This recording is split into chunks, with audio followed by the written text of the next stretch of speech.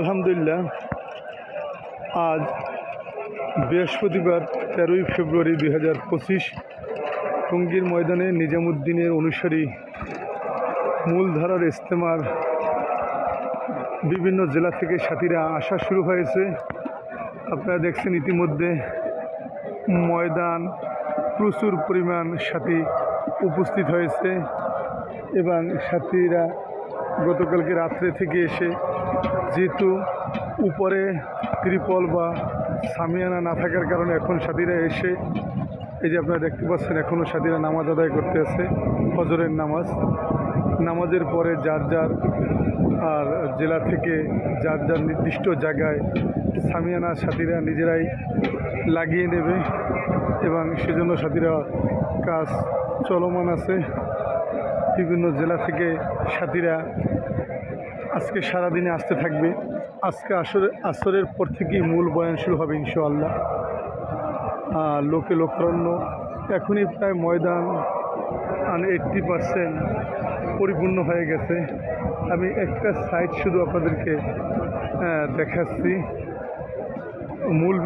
মূল বয়ানের মেম্বার থেকে আমি অনেক দূরে দক্ষিণে আসছি। আপনারা দেখতে পাচ্ছেন যে এখানে ক্যান্সার হাসপাতাল, তার পূর্ব পাশটা আমি দেখাচ্ছি আপনাদেরকে।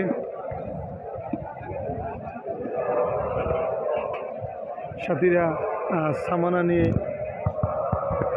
ময়দানের উদ্দেশ্যে যার যার নির্দিষ্ট জায়গা খোঁজাখুঁজি করছে। আপনারা দেখছেন এই যে সাথীরা আসছেন এবং যার যার নির্দিষ্ট জায়গায় তারা সামানা গুছিয়ে এবং উপরের সামানা লাগানো বিভিন্ন রকমের কাজে সাথীরা মশগুল আছে।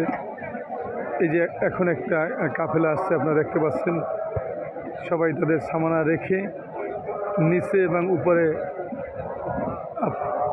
কাপড় বিছানোর যে তারা মশগুল আছে, সবাই ব্যস্ত। আলহামদুলিল্লাহ, আপনারা জানেন যে এবার ইজতেমা আমাদের খুব অল্প সময় আমাদের অনুমতি হয়েছে। ইজতেমা নিয়ে অনেক, আপনার 7, 8, 9 ফেব্রুয়ারি আমাদের ইজতেমা হওয়ার কথা ছিল, পরবর্তীতে তারিখ পরিবর্তন হয়েছে। তারপরে আলহামদুলিল্লাহ অল্প সময়ের নোটিশের ভিতর আমাদের সারা বাংলাদেশ থেকে ব্যাপক হারে সাথীদের উপস্থিতি।